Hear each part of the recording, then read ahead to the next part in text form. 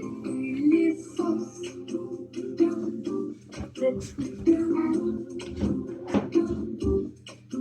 Кто не слышал пылесоса? Эта штука с длинным носом под кроватью по углам воет, воет тут и там. Он такой усердный пылесос.